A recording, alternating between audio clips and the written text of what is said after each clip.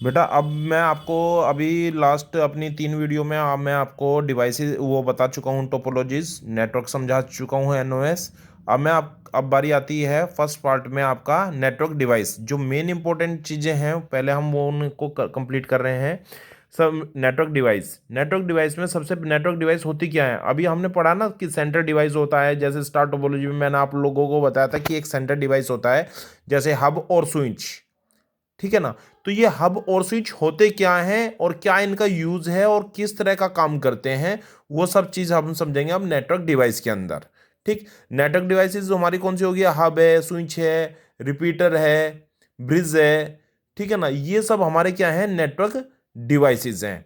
अभी रिपीटर के अंदर हम देखेंगे, रिपीटर का यूज सिग्नल को एक सीमा तक, यानी कि एक स्ट्रेंथ तक, एक उसकी एक स्ट्रेंथ है कि भाई यहां तक सिग्नल को खत्म होने से पहले, बिल्कुल फिनिश होने से पहले उसको रीजनरेट कर देना रिपीटर होता है।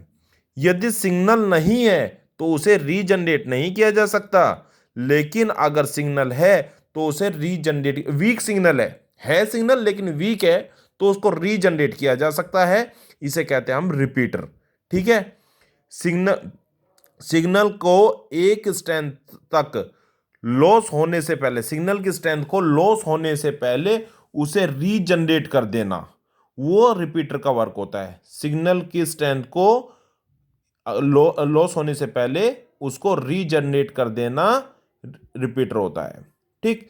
अब इसमें क्या है, यदि सिग्नल वीक है तो उसे रीजनरेट किया जा सकता है, लेकिन रिपीटर क्या है, बना नहीं सकता सिग्नल, केवल रीजनरेट कर सकता है।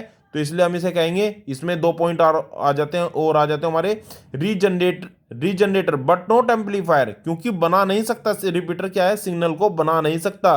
रिपीटर क्या है, सिग्नल को बना नहीं सकता है, केवल रीजनरेट कर सकता है। और डाटा को क्या है, ये फिल्टर नहीं करता है। नोट फिल्टरिंग का मीन्स है, यानी कि जो डाटा है, जो यानी कि जो जिस चीज के लिए हमने लगाया है, ये उसमें डाटा का इसका कोई रोल नहीं होता, क्योंकि इसका जो वर्क होता है वो होता है केवल सिग्नल को रीजनरेट करना। अगर लो सिग्नल है, अगर हम डाटा ट्रांसफर कर रहे हैं, लो सिग्नल पर हम डाटा ट्रांसफर कर रहे हैं, तो उसको क्या करेगा, ये केवल उसको रीजनरेट कर देगा, लेकिन उसको रीजनरेट कर देगा, लेकिन उसको बना नहीं सकता। ठीक है ना, रीजनरेट कर देगा, एम्पलीफायर वाला काम नहीं करेगा कि उसको सिग्नल को बना, बिल्कुल खत्म हो गया सिग्नल तो उसको बना भी देगा, ऐसा नहीं होगा। फिर आता है इसमें एटोनेशन, सिग्नल स्ट्रेंथ लॉस। एटोनेशन क्या है, यदि सिग्नल बिल्कुल खत्म हो गया है, ठीक है, सिग्नल स्ट्रेंथ में कमी होना, यानी कि सिग्नल जो है लो हो जाता है, तो उसे बोलते हैं हम एटोनेशन। अगर सिग्नल हमारा लो है तो उस कंडीशन को हम बोलते हैं एटोनेशन। ठीक। ये हमारा रिपीटर है, ये सॉरी ये हमारा एक नेटवर्क है। नेटवर्क के अंदर हमने एक रिपीटर लगा दिया। जब हमारा एक नोड से दूसरे नोड पर डाटा ट्रांसफर हो रहा है, तो सिग्नल देखिए यहां पर गए, सिग्नल पूरा स्ट्रेंथ फुल है, यहां पर सेंड होते होते सिग्नल हमारा लॉस हो गया, यानी कि सिग्नल वीक हो गया। जब हमारा सिग्नल वीक होगा तो हमने क्या लगा रखा है, रिपीटर। अभी वीक हो गया है ना, ये वीक होने का कारण है कि इसमें कहीं ना कहीं फ्लक्चुएशन हुआ है नेटवर्क में। इस फ्लक्चुएशन को कंप्लीट करने के लिए हमने रिपीटर लगा दिया। अब ये यहीं का यहीं सिग्नल को स्टॉप करके और इसको रीजनरेट करके तब जाके इसको आगे रीजनरेट कर देगा, तब जाके डाटा हमारा तेजी से उसी फ्लो में डाटा ट्रांसफर हो जाएगा। रिपीटर सिग्नल को रीजनरेट करते हैं। ठीक है, सिग्नल को रीजनरेट करते हैं, और एक्टिव हब भी यही करता है। अभी एक्टिव हब के बारे में हम अभी नेक्स्ट रीड करेंगे। ठीक। एक सिंपल डिवाइस है जो ओएसआई का मीन्स है ओपन सिस्टम इंटरफेस। ये एक मॉडल है, ये एक नेटवर्क का मॉडल है। ओएसआई जो है नेटवर्क का एक मॉडल है, open system interface. Physical layer पर काम करता है, यानी कि कौन सी लेयर पे वर्क करेगा, ये फिजिकल लेयर पे वर्क करता है। और ये ओपन सिस्टम इंटरफेस ये नेटवर्क का एक स्ट्रक्चर वो है, लेयर है। ठीक है। अब आ जाइए कोलिजन। अब कोलिजन में देखिए, कोलिजन का क्या रोल होता है। ये हमारा एक दो सिस्टम है, एक ही नोड पे अलग अलग नोड पर कनेक्टेड है, लेकिन जो डाटा ट्रांसफरिंग है वो एक ही नोड पर है। कोलिजन का मीन्स होता है टकराव, यानी कि डाटा के कोई भी दो नोड के, दो या दो से अधिक नोड के डाटा के टकराव में जो कंडीशन बनती है, डाटा के टकराव की जो कंडीशन बनती है उसे हम बोलते हैं कोलिजन। ठीक है, इंटरनेट में दो नोड्स के द्वारा एक साथ डाटा ट्रांसमिट करने पर कोलिजन की कंडीशन बन जाती है। यदि इंटरनेट का मीन्स है नेटवर्क, नेटवर्क में दो नोड्स, कोई भी दो नोड है, यानी कि ये भी दो हमारे नोड्स हैं। अगर आप इन्हें कंप्यूटर मान रहे हो, कंप्यूटर मान लो, या नोड्स मानोगे, क्योंकि नेटवर्क है तो नोड्स मानना चाहिए आपको। नोड्स में कोई भी डाटा एक साथ ट्रांसमिट कर दिया, एक साथ भेज दिया है, और कहीं एक मेन पॉइंट पे आके उसमें डाटा की कंडीशन में टकराव हो जाता है, तो उसे हम बोलते हैं कोलिजन। जब दोनों पैकेट फिजिकल मीडिया पर मिलते हैं, ये फिजिकल मीडिया ये है आपकी, फिजिकल मीडिया पर मिलते हैं तो फ्रेम कोलाइड होती है और नष्ट हो जाता है। यानी कि जो डाटा गया है वो फ्रेम में गया है और अब वो फ्रेम कोलाइड हो गया, यानी कि इधर से तो इसका डाटा गया, इधर से इधर इसका डाटा गया, और फिजिकल मीडिया पर आके दोनों में क्या हो गया, फ्रेम कोलाइड हो गया, यानी कि टकराव हो गया, कोलिजन की कंडीशन बन गई। इसको बोलते हैं डाटा के बीच में होने वाले टकराव को, फिजिकल मीडिया पर होने वाले टकराव को हम कोलिजन कहते हैं। ठीक, कोलिजन डोमेन क्या हो गया? कोलिजन डोमेन में वह नेटवर्क एरिया जिसमें कोलिजन फ्रेम को डिटेक्ट किया जा सके, यानी कि पहले ही उसको पता लगाया जा सके, उसे डोमेन, कोलिजन डोमेन कहा जाता है। नोट, हब और रिपीटर में कोलिजन को आगे भेज दिया जाता है। हब और रिपीटर, अभी बताया था ना, हब और रिपीटर। हब में क्या है, उसमें भी आगे भेज दिया जाएगा, और रिपीटर में भी आगे भेजा। रिपीटर में अभी मैंने बताया सिग्नल को बना नहीं सकता, बट रीजनरेट कर सकता है। ठीक, उसके बाद आते हैं हम, ये हमारे हो गया रिपीटर की डिवाइस। अब आ जाते हैं हम हब पे ध्यान दें। हब की कौन सी डिवाइस है? हब, ये हमारा हब है मेन, ये हमारा एक नेटवर्क है। मेन हब ये हो गया, दो नेटवर्क हमारे हो गए, नेटवर्क ए और नेटवर्क बी। ठीक, हब में क्या होगा, जब डाटा यहां से, मान के चलो इस हब से इस हब पे डाटा आना है, तो मेन हब के पास डाटा जाएगा, पहले यहां से डाटा यहां पर जाएगा। ये सिस्टम मान के चलिए, इस सिस्टम को डाटा ट्रांसफर करना है। जब यहां से डाटा इस सिस्टम पर आएगा तो हम क्या करेंगे कि पहले डाटा कहाँ जाएगा, मेन हब के पास।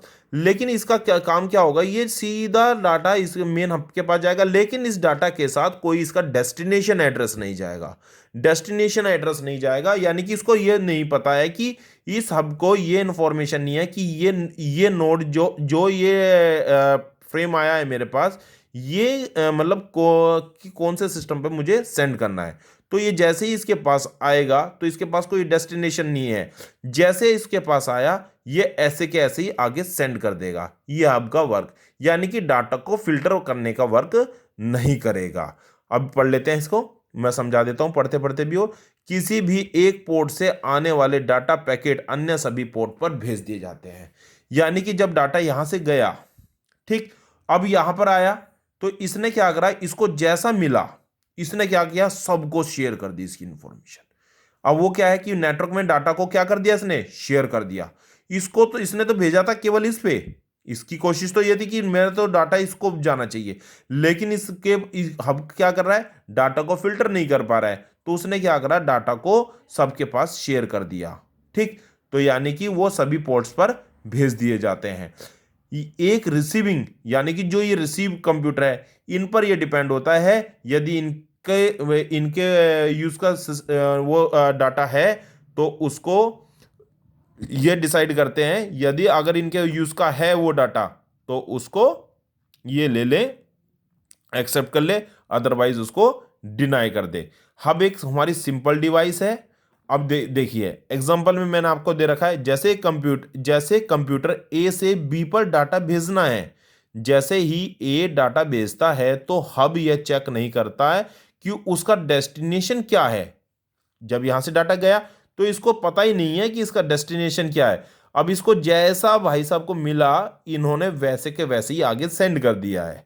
ठीक, डाटा सिग्नल को नेटवर्क का अन्य सभी कंप्यूटर बी सी डी पर भेज दिया जाता है। इन्हें डाटा सिग्नल को ले लेता है, और जबकि अन्य नोड्स इसे डिकार्ड कर दे, यानी कि जिसका यूज का है वो तो ले लेगा और बाकी इसको क्या कर देंगे, डिनाई कर देंगे। ठीक, अब इसमें ट्रैफिक क्या हो गया, शेयर हो गया। ट्रैफिक का मीन्स है कि जो डाटा है वो हमारा शेयर हो गया।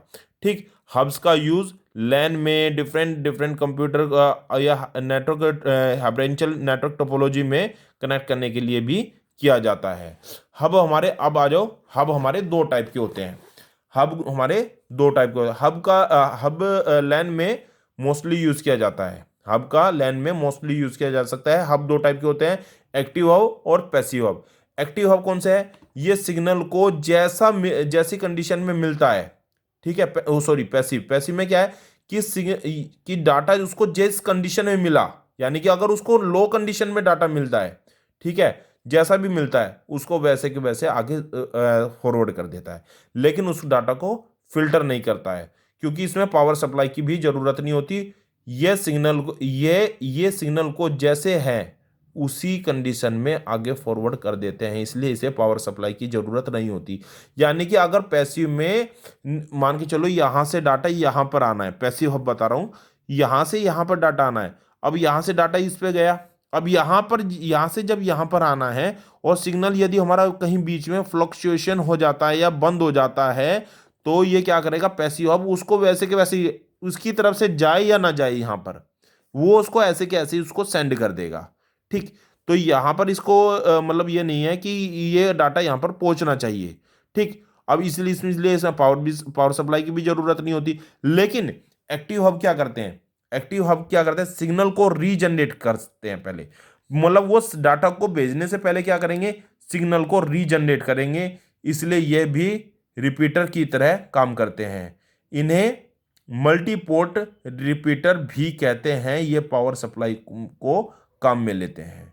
ठीक, नोट, मतलब इसको क्या है, ये पहले चेक कर लेते हैं और उसके बाद उसको पोर्ट पे मतलब तब जाके डाटा को सेंड करते हैं पहले, और इसलिए इसे हम ये पोर्ट पावर सप्लाई भी इसमें लगी होती है।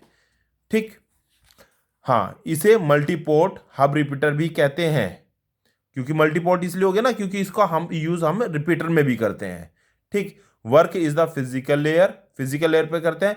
एड्रेसिंग नहीं करते हैं, ये एड्रेसिंग नहीं करते हैं, ये डाटा फिल्टरिंग भी नहीं करते हैं। डाटा फिल्टर का मीन्स है कि मतलब वो क्या करता है, सबको शेयर कर देता है।